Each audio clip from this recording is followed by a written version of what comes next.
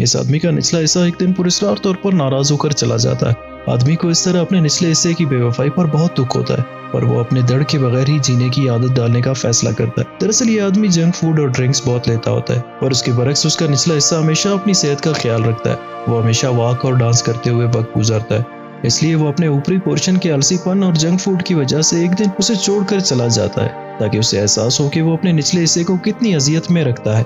अब जब उसका हिस्सा चला जाता है तो आदमी को उसकी कमी महसूस होने लगती है, तो वो अब अपनी आदतें सुधारने की कोशिश करने लगता है। सुबह सवेरे ही उठकर 300 पुशअप्स और वेट उठाने लगता है, ताकि अपने खोए हुए टांगों को मनाकर वापस ला सके। एक दिन अचानक उसे एक लड़की मिलती है, जो जल्द ही उसके साथ रहने लगती है। इस बात के बावजूद कि आदमी का निचला सामान कहीं खो गया है, लड़की माइंड नहीं करती। यहाँ लड़की के साथ अपने आलसी पोर्शन को देखकर अब निचले हिस्से के बीच में गुदगुदी होने लगती है।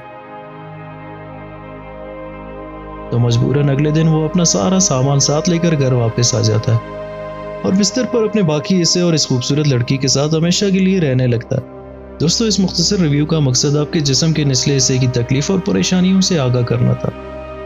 वर्जिश को अपना मामूल बनाएं और हेल्दी खाना खाएं, ताकि आप और आपका छोटू एकदम फिट रह सके।